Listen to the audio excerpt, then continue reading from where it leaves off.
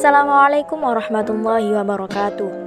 Perkenalkan, kami dari kelompok 1 dengan beranggotakan Bayu Abi Prastio, Dewi Carisa Rahmatika, Aisyah Kamila Putri, dan Anis Octavia. Kami akan menjelaskan atau memaparkan materi mengenai peradaban Arab sebelum datangnya Islam. Tetapi sebelum menginjak lebih jauh materi tersebut, sebaiknya teman-teman jangan lupa untuk like and subscribe channel ini. Mari kita simak pembahasan materi ini. Cikidau. Arab sebelum datangnya Islam. Sebelum kedatangan Islam, bangsa Arab sudah memiliki peradaban tersendiri. Mempelajari sejarah peradaban Islam rasanya kurang lengkap jika tidak disertakan mempelajari peradaban Arab. Asal-usul bangsa Arab adalah ras Semit yang tinggal di sekitar Jazirah Arabia. Bangsa Arab purbakala adalah masyarakat terpencil, sehingga sulit dilacak riwayatnya. Sebagaimana umum dikatakan bahwa tak hanya lembaga-lembaga sosial, tetapi juga kesatuan antara kondisi geografis, iklim, dan berbagai kondisi lainnya turut memberi pengaruh-pengaruh lain kepada sebuah generasi secara turun-temurun, serta menumbuhkan karakter khas individu dan bangsa yang memainkan peran vital dalam membentuk sejarah mereka.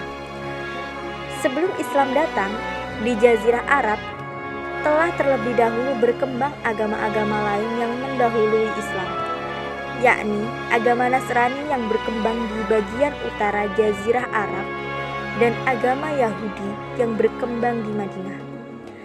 Tetapi kepercayaan dan cara penyembahan kedua agama tersebut terhadap Tuhan tidak terlalu berpengaruh terhadap kehidupan keagamaan komunitas Arab pada umumnya, yaitu kultur Arab asli yang di dalamnya terdapat unsur-unsur milah atau agama Ibrahim. Dengan demikian, jauh sebelum Islam datang, di Jazirah Arab telah terlebih dahulu lahir berbagai agama dan kepercayaan. Selain sudah memiliki agama dan kepercayaan, bangsa Arab di Jazirah Arab pra-Islam juga dikenal sebagai bangsa yang sudah memiliki kemajuan ekonomi. Letak geografisnya pun cukup strategis. Bahkan bangsa Arab telah dapat mendirikan kerajaan seperti kerajaan Saba, Ma'in, Urban, serta Himyar. Semuanya itu ada di wilayah Yaman. Bangsa Arab sebelum dan awal kelahiran Islam secara umum dikenal sebagai zaman jahiliyah atau zaman kebodohan. Hal ini disebabkan kondisi sosial, politik, moralitas, dan keagamaan di sana berada dalam kondisi kesesatan. Saat itu, tingkat keberagaman mereka tidak jauh dengan masyarakat primitif. Para sejarawan membagi kaum-kaum bangsa Arab menjadi 3 bagian, yaitu yang pertama, Arab Baidah atau kuno, yaitu kaum-kaum Arab terdahulu yang sejarahnya tidak bisa dilacak secara rinci dan komplit, seperti Ad, Thamud, San, Judais, Amlak, dan lain-lainnya. Kedua, Arab Aribah atau pribumi, yaitu kaum-kaum Arab yang berasal dari keturunan Ya'rub bin Yashijub bin Qoton atau disebut pula Arab Qotania.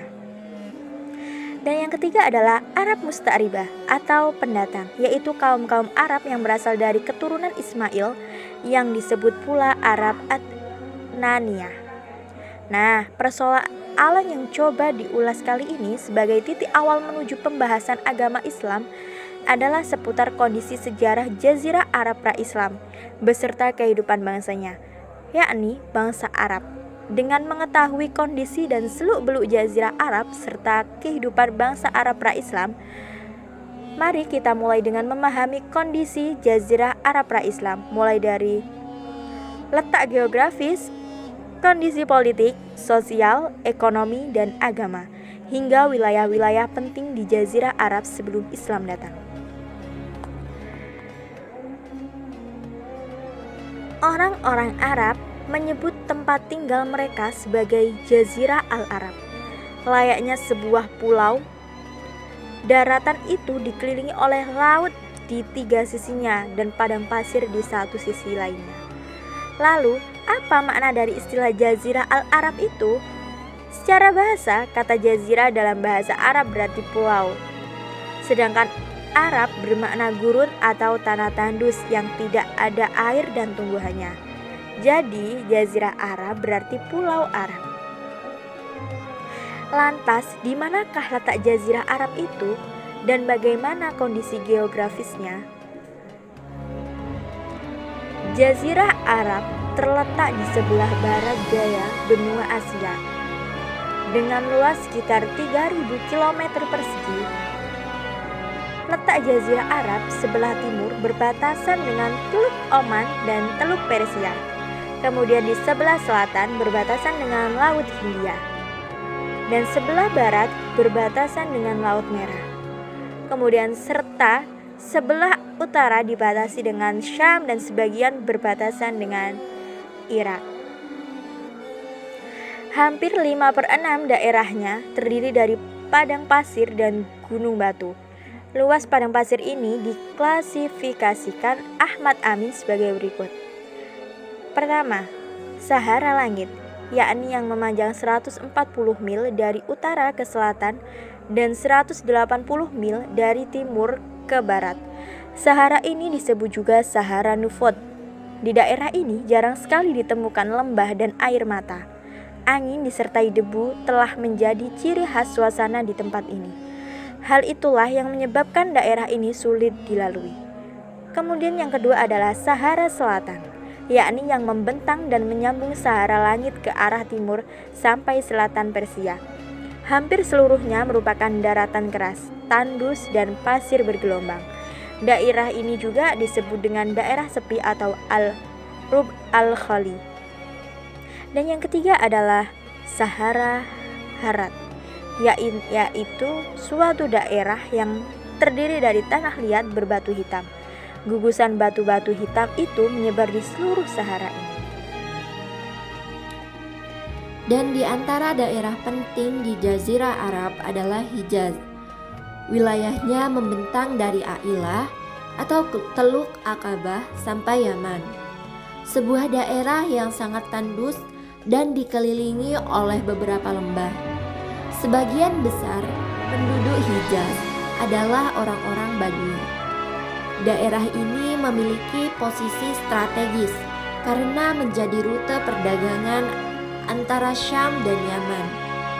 Sementara itu, para ahli ilmu purba membagi Jazirah Arab menjadi 3 bagian berikut.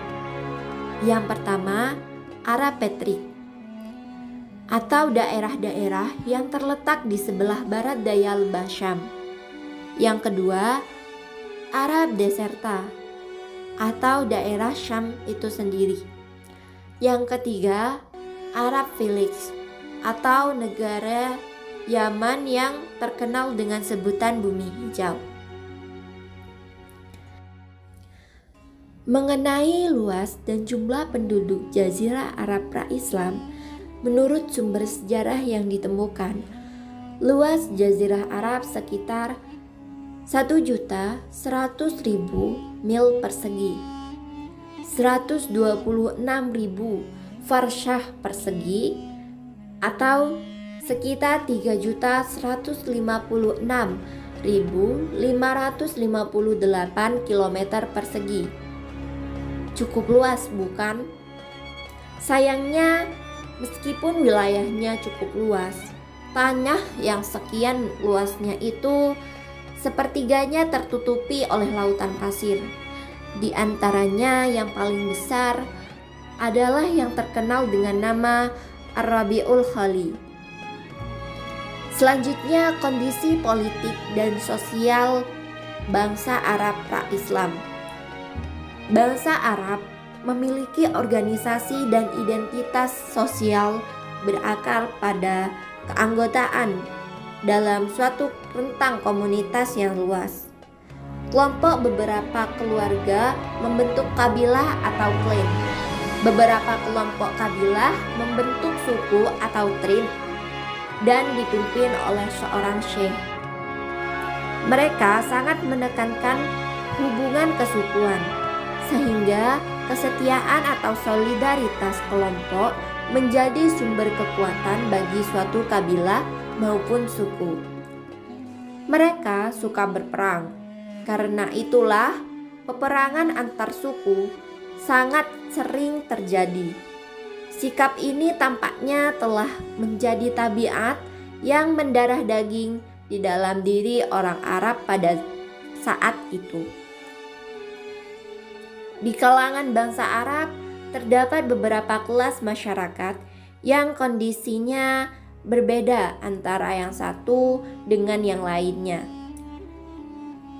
Keluarga di kalangan bangsawan sangat diprioritaskan dan mereka memiliki otoritas dan pendapat yang harus didengar.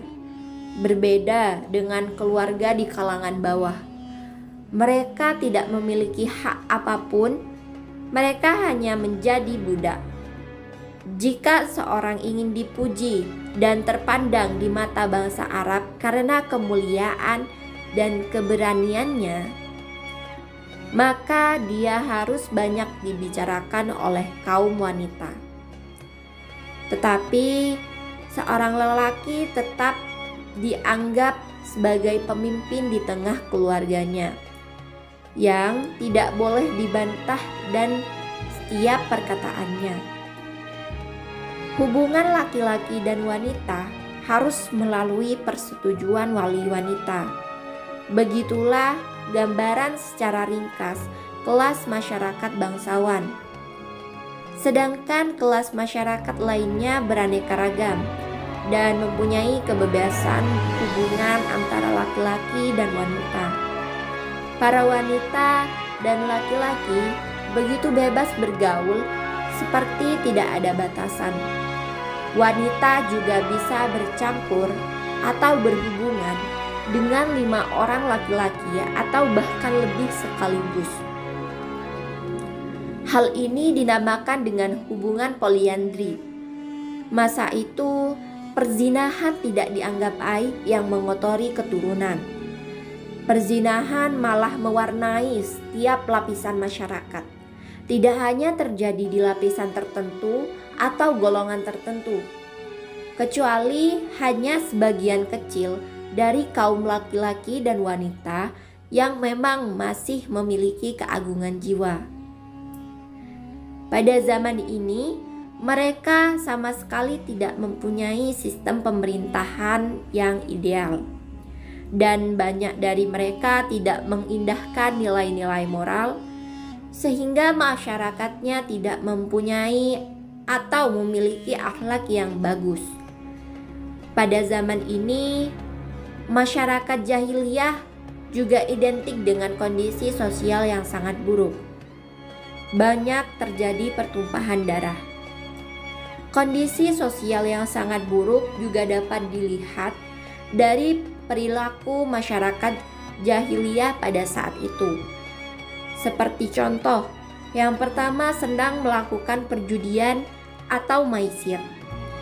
Ini merupakan kebiasaan penduduk di daerah perkotaan di Jazirah Arab seperti Mekah, Taif, Sana'a, Hijr, Yatsrib, dan Dum'at al-Jandal.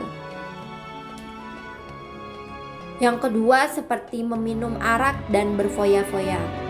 Meminum arak ini menjadi tradisi di kalangan saudagar, orang-orang kaya, para pembesar, penyair, dan sastrawan di daerah perkotaan. Selain itu, perbuatan keji terjadi di mana-mana.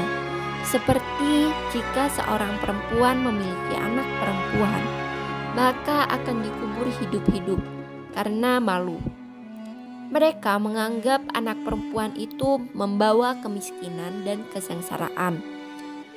Jika seandainya anak perempuan itu lolos dan tidak dibunuh, maka anak perempuan itu akan tetap hidup namun dalam kehinaan. Tidak hanya anak perempuan, anak laki-laki pun juga banyak yang dibunuh karena mereka takut miskin karena memiliki seorang anak.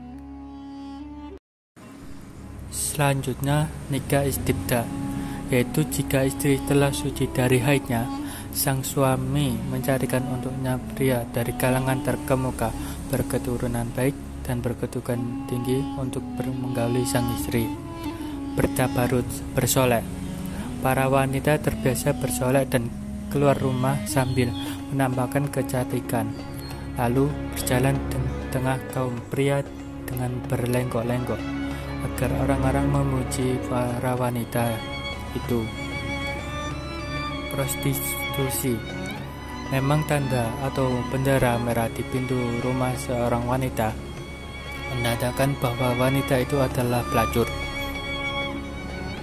Fanatisme kabilah atau kaum berperang dan saling bermusuhan untuk merampas dan menjara harta benda dari kaum lainnya. Kabilah yang kuat akan menguasai kabilah yang lemah untuk merampas harta benda mereka. Perbuatan yang kecil lainnya yaitu seperti jika seorang perempuan memiliki anak perempuan, maka akan dikubur hidup-hidup karena malu. Mereka menganggap anak perempuan itu bawa kemiskinan dan kesengsaraan. Jika seandainya anak perempuan itu lolos dan tidak dibunuh, maka anak perempuan itu akan hidup dalam kehinaan. Tidak hanya anak perempuan, anak laki-laki pun juga banyak yang dibunuh karena mereka takut miskin karena mempunyai seorang anak. Mereka juga bersepakat atas pembagian bangsa Arab dari segi nasab dan keturunan kepada dua golongan, yaitu A. Khotoniyah. Tempat-tempat mereka yang utama adalah di Yaman. Arab Khotoniyah dibagi menjadi dua cabang, yaitu Rabba'ah dan Mudar. Adaniyah. Tempat-tempat mereka yang utama adalah di Hijaz. Perekonomian bangsa Arab. Sebelum datangnya Islam, bangsa Arab sudah mengenal apa itu sistem perekonomian yang ada di kehidupan sehari-harinya. Salah satu aspek penting perekonomian Arab pra-Islam adalah pertanian. 200 sebelum kenabian Muhammad, 600 sebelum Masehi, masyarakat Arab sudah mengenal peralatan pertanian semi modern seperti alat bajak, cangkul, garu, dan tongkat kayu untuk menanam. Penggunaan hewan ternak seperti unta, keledai, dan sapi jantan sebagai penarik bajak dan garu serta membawa tempat air juga sudah dikenal. Mereka telah mampu membuat bendungan raksasa yang dinamakan Al-Mar'ab. Namun setelah bendungan tersebut rusak dan tidak berfungsi lagi, era kesejahteraan mereka juga hancur. Pada masa Arab pra-Islam, yaitu yang disebut masa jahiliyah, sudah biasa melakukan transaksi berbau riba. At-Tabari menyatakan, pada masa jahiliyah, praktek riba terletak pada penggandaan dan kelebihan jumlah umur 1 tahun.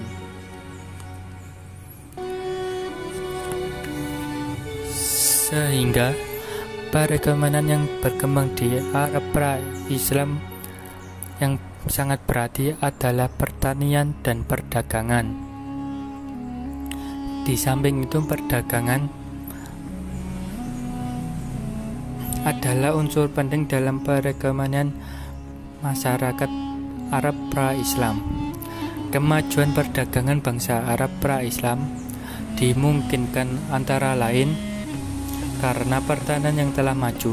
Para pedagang Arab Selatan dan Yaman pada tahun 200 menjelang Islam reda telah mengadakan transaksi dengan India, Asia Selatan sekarang. negeri pantai Afrika, sejumlah negeri Teluk Persia, Asia Tengah, dan sekitarnya. Keluasan dalam permagaan dan interaksi yang juga dengan dunia luar, terutama penduduk Syria, Mesir, Irak, Iran, Yaman, dan Ethiopia tersebut tidak sengaja mendatangkan keuntungan materi yang besar,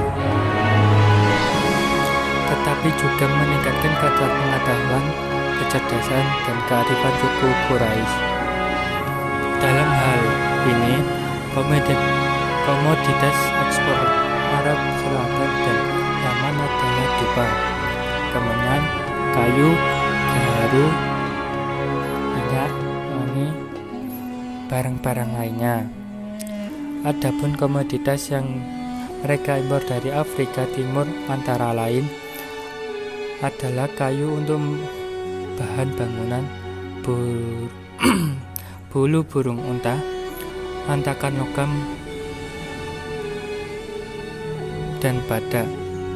Dari Asia Selatan dan Cina berupa daging, batu mulia, sutra, pemakaian pedang, dan rempah-rempah.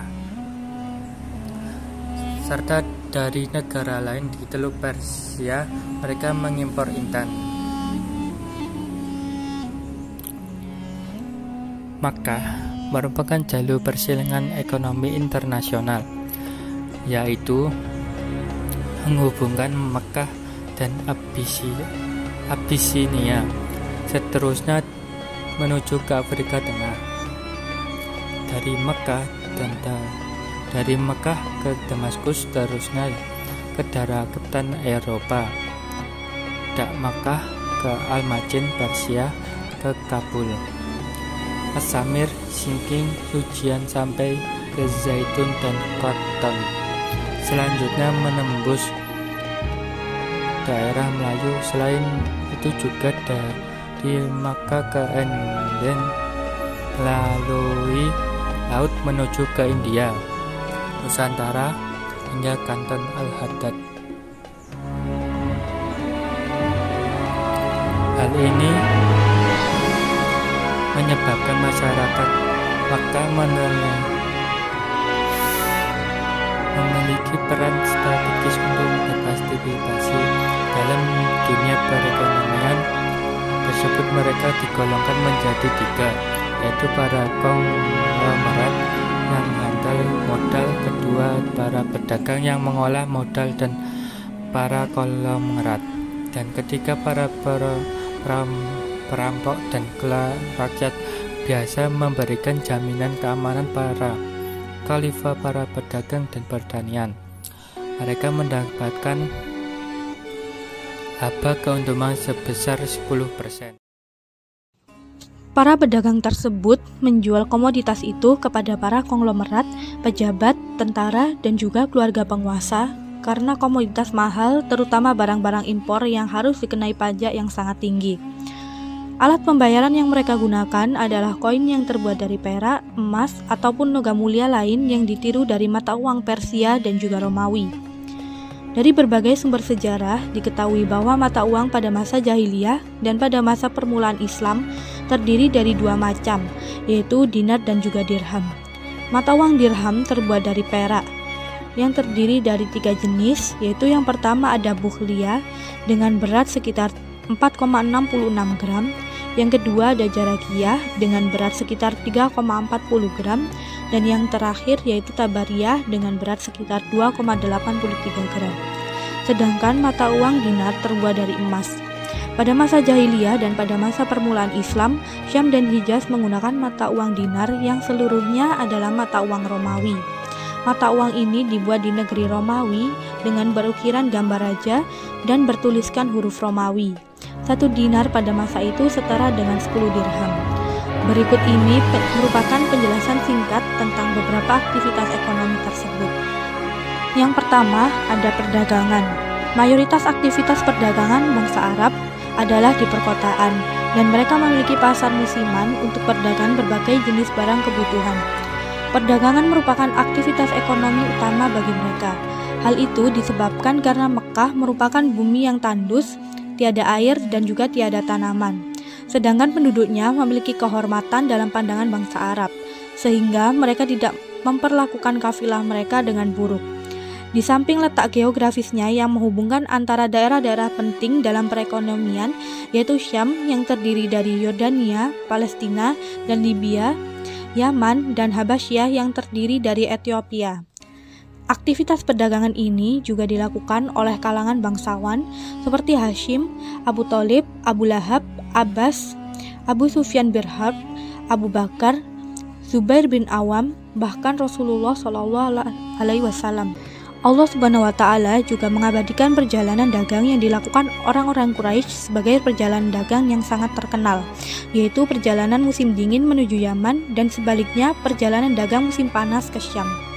Allah berfirman, Bismillahirrahmanirrahim, Li'ilafi Quraisy ilafihim rihlatash shita'i was-sayf falya'budu rabbahadzal bait alladzi at'amahum min ju'in wa amanahum min khauf, yang artinya yaitu karena kebiasaan orang-orang Quraisy, yaitu kebiasaan mereka berpergian pada musim dingin dan musim panas, maka hendaklah mereka menyembah Rabb pemilik rumah ini, yaitu Ka'bah, yang telah memberi makanan kepada mereka untuk menghilangkan lapar dan mengamankan mereka dari ketakutan. Surat Quraisy ayat 1-4. Yang kedua yaitu sektor pertanian. Terdapat aktivitas pertanian di sebagian daerah yang subur di Jazirah Arab seperti Yaman, Taif, daerah utara, dan sebagian lahan pertanian di Hijaz dan pertengahan Jazirah. Pertanian adalah aktivitas yang umum bagi penduduknya disebabkan kesuburan tanahnya dan banyak airnya. Kurma dan gandum merupakan dua hasil pertanian terpenting di Madinah. Nampaknya bahwa hasil pertanian mereka tidak merealisasikan kecukupan mereka, di mana mereka mengimpor sebagian kebutuhan pokok mereka dari Syam. Ini berlangsung hingga setelah lahirnya Islam, sebab terdapat riwayat yang menunjukkan bahwa Madinah pernah dilalui masa paceklik dan kesempitan ekonomi sehingga manusia hanya mengkonsumsi dua hal, yaitu kurma dan air. Yang ketiga yaitu sektor industri. Kegiatan industri merupakan kegiatan ekonomi paling lemah di negeri Arab dan paling sedikit peranannya. Mayoritas kegiatan industri adalah sebagian profesi sederhana yang pada umumnya dilakukan oleh para budak dan orang-orang Yahudi.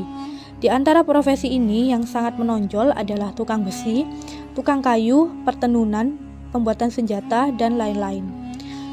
Yang keempat yaitu sektor peternakan. Untuk bertahan hidup, warga Arab Badui menggantungkan sumber kehidupannya dengan beternak. Mereka hidup secara nomaden atau berpindah-pindah sambil menggiring ternak mereka menuju daerah dengan curah hujan tinggi atau ke padang rumput.